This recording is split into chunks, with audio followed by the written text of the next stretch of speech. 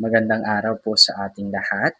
Muli ako po si Ginoong Jeremy Doriani Norcio at ang paksang tatalakayin po natin ngayon ay ang dula at ang importansya at ang parte nito noong panahon ng digmaan or ng panahon ng mga Hapones dito sa Pilipinas. Kasabay ng pagtatalakay ngayong araw ay ang dulang Sino Ba Kayo ni Julian Cruz Balmaceda at ang magandang tagpo nito. At ang panghuli ay ang Panulaang Haiko at Tanaga. So simulan natin ang talakayan. Likas sa mga Pilipino ang pagiging matatag at masiyahin sa kabila ng mga pagsubok. Sa panahon ng pananakop ng mga Hapones, ang dula at ang panulaan daw ay nagsilbing pangunahing libangan at pansamantalang kanlungan laban sa takot, gutom at pangamba. Sa pamamagitan ng dula, napaunlad ang sining ng pagtatanghal, sumikat ang mga artista, at lalo pang umunlad ang dulang Tagalog. Kasabay nito, muling umigting ang panulaang sa anyong Haiko at Tanaga na nagpaigting sa malikhaing pagpapahayag ng damdamin at karanasan ng mga Pilipino noong panahon ng digmaan. So tinutukoy dito ang digmaang pandaigdig, ang ikalawang digmaang pandaigdig or World War II noong 1941 hanggang 1945. Dula bilang libangan at sandaling pagkalimot. Sa panahon ng pananakop ng mga Hapones, ang dula ay nagsilbing takas ng mga Pilipino mula sa takot, gutom at kawalan ng katiyakan. Dumagsa ang mga tao sa mga sinihan at budabil upang humanap ng kahit panandaliang aliw. Ang mga komedyanteng gaya ni Pugo at Tugo ay naging sandingan ng masa, gamit ang kanilang nakakatawang birong may tagong pagpuna sa mananakop. Ang mga mananakop dito ay ang mga Hapones. Sa pamamagitan ng dula, nagkaroon ng pagkakataon ang mga Pilipino na makalimot at muling makaramdam ng pag-asa. So ang dula at ang budabil ay pareho silang itinatanghal sa stage or sa entablado, ngunit may pagkakaiba. Ang ang budabil ay isang variety show kung saan ang mga tao or mga karakter ay umaakto, kumakanta, sumasayaw. Ang dula naman ay isang play or isang act lang or basta magkaiba sila ng genre. Yun na yun. So sina Pugo at Togo, meron akong imahe or larawan nilang dalawa. Dalawang lalaking kalbo na 'to ay sina Pugo at Togo.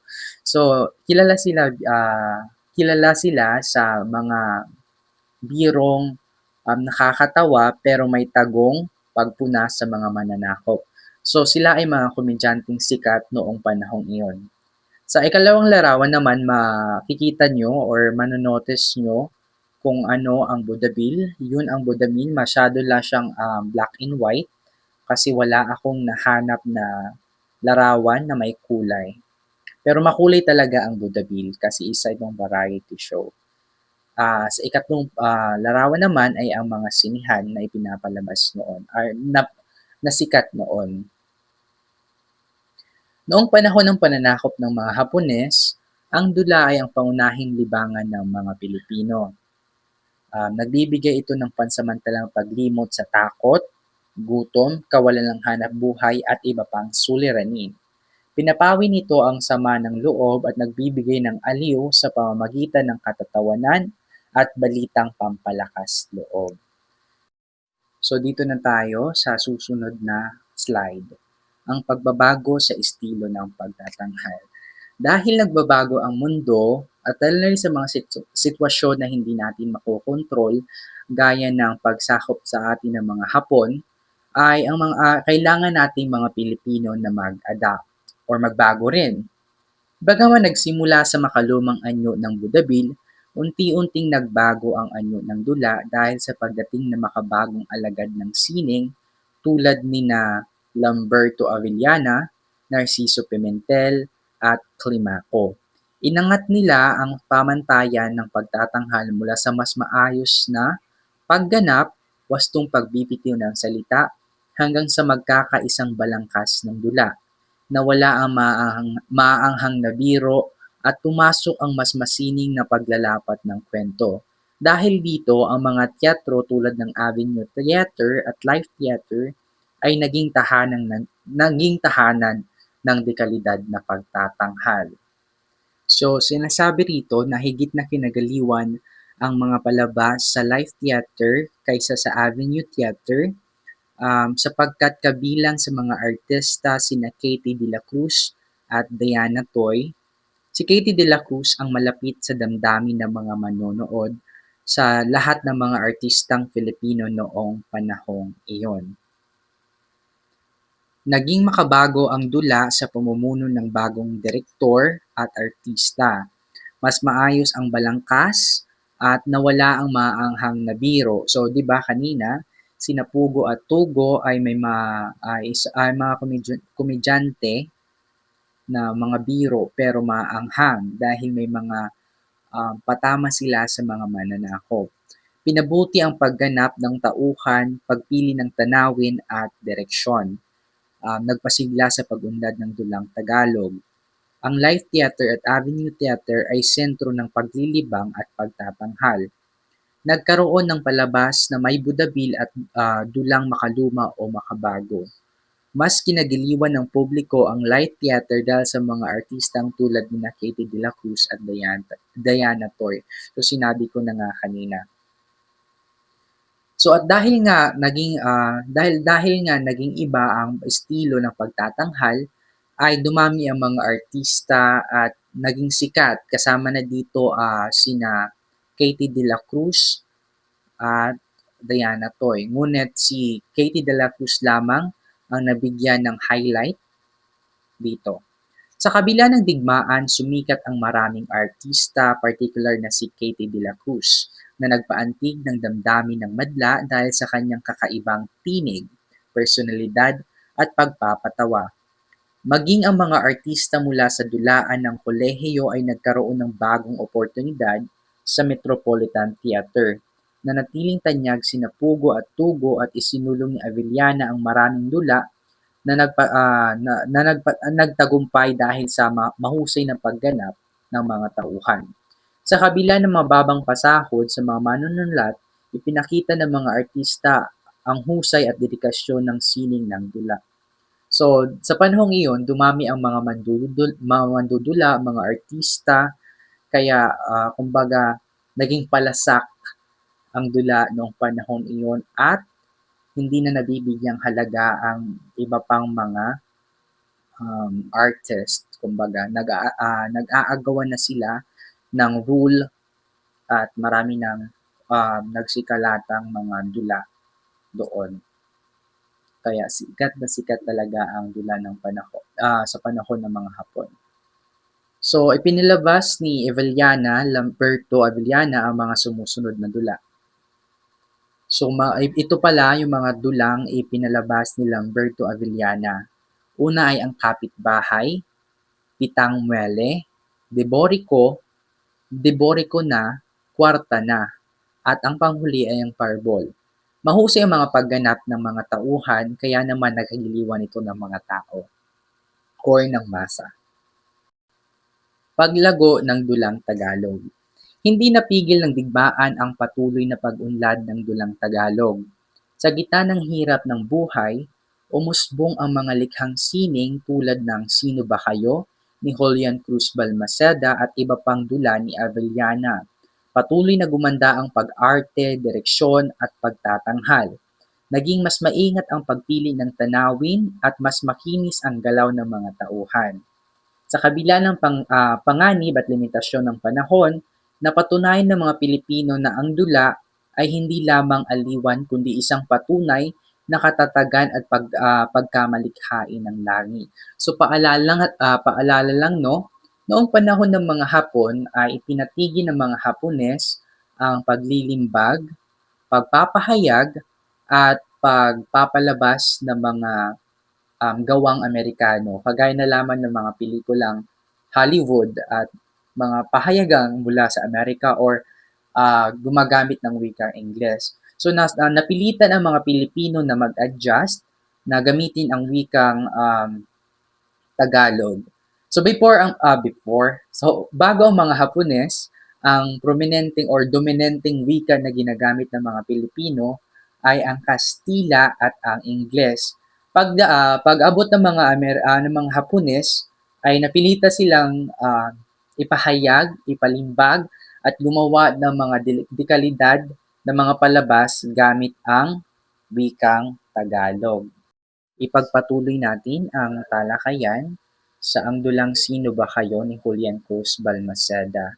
So ang buod ng Sino Ba Kayo ay umiikot sa pagkukubli ng katotohanan at serye ng mga pagkakamaling nagdudulot ng kaguluhan sa tahanan ni Doña Marciala na bagong kasal kay Senior Crispin matapos silang magkakilala sa air raid shelter. So sa giyera sila nag-meet sa Iloilo. Sina Maria at Juan, mag-asawa, ang mag-asawang katulong na naglihim ng kanilang pagsasama dahil sa mana ay nagpakaba sa pagdating ng kanilang among si Doña Marcela. May tinataguan si Senior Crispin, isang babaeng nagngangalang Maria na nagbanta raw sa kanya, kaya isinama niya ang kaibigang si Ubaldo or Ubaldo bilang bantay. Pagkakita ni Ubaldo kay Maria, ang asawa ni Juan or ang katulong, inakala nitong siya ang mananakot, kaya binigyan niya ito ng pera. Sa tuwa ni Juan ay niyakap niya si Ubaldo at nadatnan ito ng asawang si Juan. Maling inireklamo ito kay Doña Marcela na nag-aakala namang si Senior Crispin ang may sala kaya nagalit siya at nagtungo sa silid. Sunod-sunod ang pagdating ng mga anak, si Crispinita na anak ni Senior Crispin at si Lucas na anak naman ni Doña Marcela. So hindi pa alam ni Senior Crispin na may anak si Doña Marcela at hindi din alam ni Doña Marcela na may anak si Senior Crispin na si Crispinita. Kapwa may problema sa pag-ibig ang dalawa, si Lucas at si Crispinita.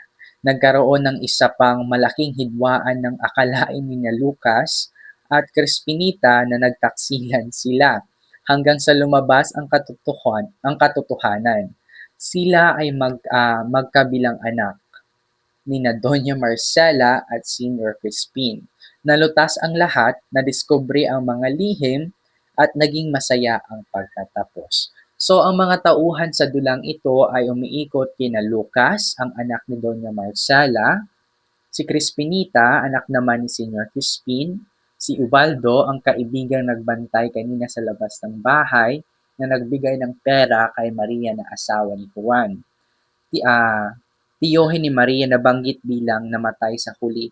So ang tiyuhin ni Maria, ang asawa ni Juan na kasambahay, na amo. Ang amo nila ay si Doña Marcela ay ipapamana daw kay Maria. Ito ang Anteo or ang tiyuhin. Doña Marcela, di Pacascas, byoda at ina ni Lucas. Senior Crispin de Sicoterat, byudo at ama ni Crispinita, Maria at Juan, mag-asawang may lihim na anak. So, ayun ano, yun ang mga character or mga tauhan sa kwento. So, pumunta na tayo sa magandang tagpo ng Dulang Sino Ba Kayo. So, eto na. Si Marcela, na naman? Ano? Ngayon ba'y makapagkakaila ka pa? Si Crispin naman, si Senior Crispin. Walang malamang sasabihin. Ang babaeng ito ay Marcela, isang matalik na kaibigan lamang? Isang protegeda? Ano hindi ba? Crispin, bueno Marcela, ipahintulot mong ipaliwanag ko sa iyo. Si Marcela naman, kung sa paliwanagan ay totoong espesyal ka, ngunit kahit anong eksplasasyon ang ibigay mo, ay mahirap akong maniwala sapagkat ipagpapalagay mo, ako ang nahuli mong nakikipagsukatan ng dibdib sa ibang lalaki. Ano iyong sasampatahin? Si Crispin, um, sabi ni Crispin, ngunit ang nangyari ngayon ay kakaiba. Hindi ka dapat maghinala. Marcela, sukat na. Ang insidente kanina ay nalilimutan ko na sana ngunit ngayon ay hindi ko na maaaring kalimutan.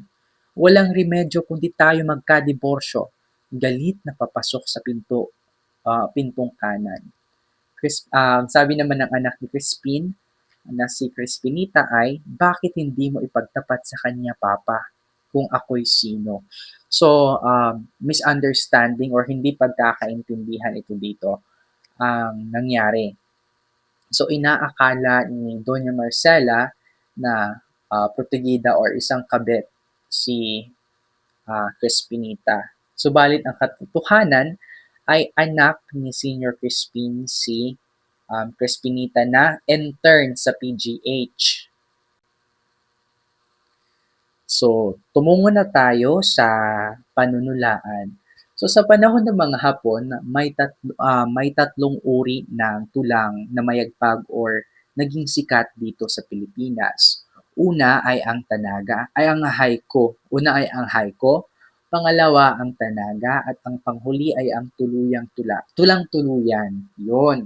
Itong tatlo na to ang namayagpag or ang sikat na panulaan dito sa Pilipinas sa panahon ng Hapon.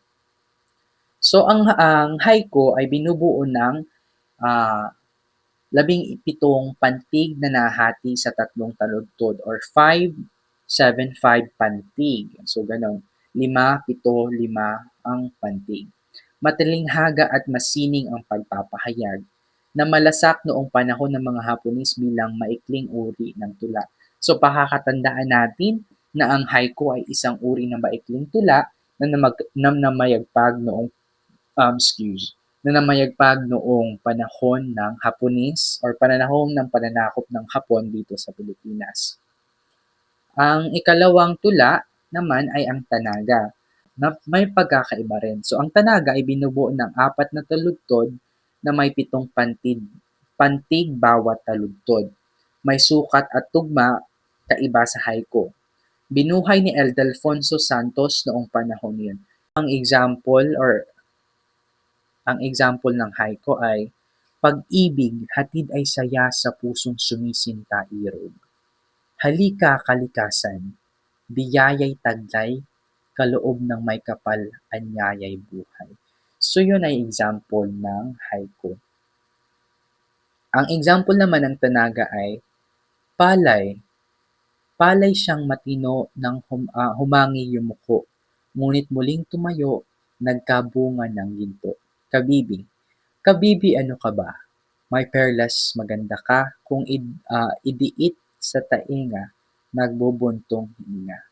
So napakaganda. Ito ay tanaga ni Ildefonso Liwayway Oktobre 10, 1943.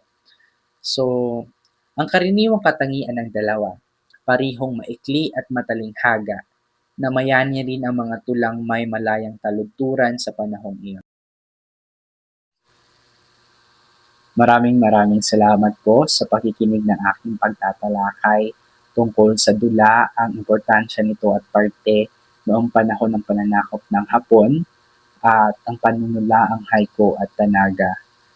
So, lagi po nating pakakatandaan na sa kabila ng pangamba at takot noong panahon ng pananakop ng Hapon, ay naputunayang hindi malitinag ang pagiging malikhain ng mga Pilipino. Ang dula, panulaan at iba pang anyo ng sining ay nagsilbing kanlungan, aliwan at lakas na kinukuhaan ng bayan or ng mga Pilipino. So, sa pamamagitan ng dula,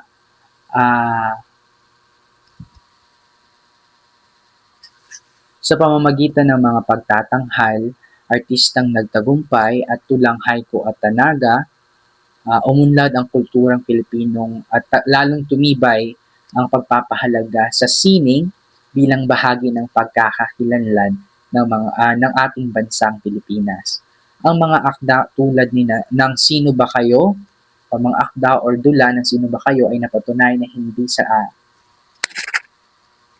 ang mga dula or ang akdang kagaya ng Sino Ba Kayo ni Julian Cruz Balmaceda ay nagpatunay na kahit sa gitna ng kaguluhan, nananatili ang sigla, talino at humor ng mga Pilipino. So, yun lamang po. Maraming salamat.